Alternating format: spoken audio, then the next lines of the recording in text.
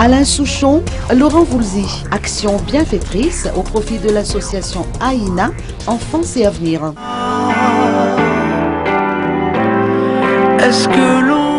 Un concert exceptionnel de Laurent Voulzy et d'Alain Souchon sera donné dans la Grande Île dans la soirée du 1er octobre au CCI d'Ivat dans le cadre des 10 ans de l'association réunionnaise AINA, Enfance et Avenir. En marge d'une conférence de presse tenue par les organisateurs et leurs partenaires, Laurent Voulzy, un des parrains prestigieux de l'association, avec Davy Siskar et Ant, se dit très attaché à la Grande Île et à l'association. Pour le concert, c'est toujours Nathalie et Isabelle qui sont les fondatrices de l'association, que j'avais rencontrées déjà il y a pas mal d'années. Bon, elles ont eu l'idée de faire ce concert. On en a parlé déjà il y a un an, un peu plus d'un an. Voilà, donc comme on se connaissait déjà, le lien était fait et elles m'ont demandé si on pouvait venir faire un concert, quoi. Donc on a réussi à trouver une date depuis pas si longtemps que ça, parce que la date a bougé en fait. Mais ça fait déjà un an qu'on en parle et et depuis 2 mois on a fixé à peu près la date. Ouais. Voilà. Et justement par rapport à votre agenda, comment est-ce que ça n'a pas été difficile de partir dans un pays petit comme Madagascar, vous qui êtes un artiste reconnaissance internationale? Non, vous êtes gentil, international, je sais pas, mais d'ailleurs Madagascar n'est pas un petit pays, c'est quand même plus grand que la France déjà. Hein, vous savez, ça c'est quand même. Donc voilà, c'est pas un petit pays. Non, mais écoutez, moi c'est. Après, vous savez, on va partout. J'ai fait des tournées dans des îles beaucoup plus petites, comme Tahiti ou la Guadeloupe, qui est mon pays d'origine. Voilà, donc c'est pas une question de petit, grand pays, etc. C'est juste une question de calendrier, quoi. D'abord, c'était difficile de refuser à Nathalie. Moi, je suis complètement solidaire.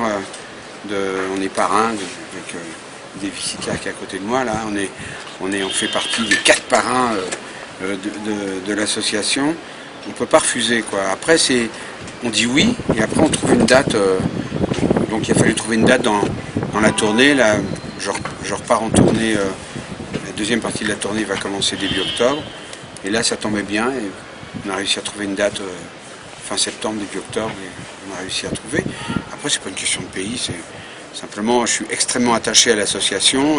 J'ai découvert Madagascar il y a maintenant 7-8 ans. C'est un pays tellement attachant et j'ai été très.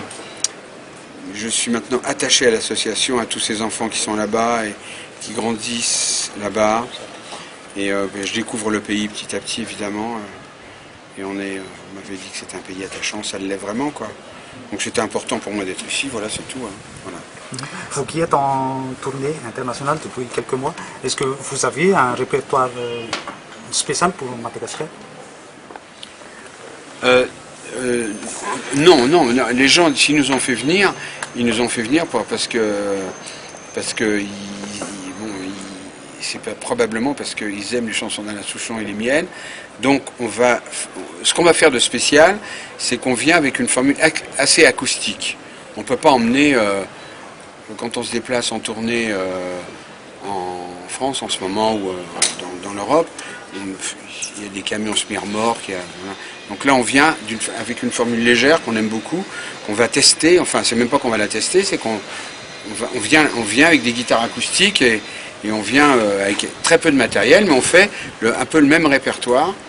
Et puis en ce qui concerne la spécialité de Madagascar, il y aura une surprise. Il y aura une surprise. Et donc voilà, donc évidemment, voilà, on vient chanter à Madagascar, il faut qu'on rende un hommage à Madagascar, évidemment.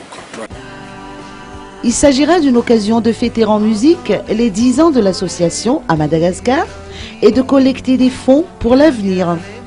Cet anniversaire vient également conforter les relations de l'association caritative avec ses mécènes, dont la fondation Air France, et sceller un nouveau partenariat avec la fondation Telma. Cofondée par Isabelle Boursier et Nathalie Charbonnier, l'association intervient depuis 2005 à Madagascar auprès d'une population extrêmement démunie, les enfants de rue, des orphelins, ainsi qu'auprès des jeunes mères mineures sans ressources. Alors on apprend que le village Aïna, Enfance et Avenir, à Antananjan, sera inauguré demain et marquera ses 10 ans d'action en faveur des enfants de Madagascar. En 10 ans d'activité, plus de 300 enfants ont pu bénéficier de l'aide de l'association.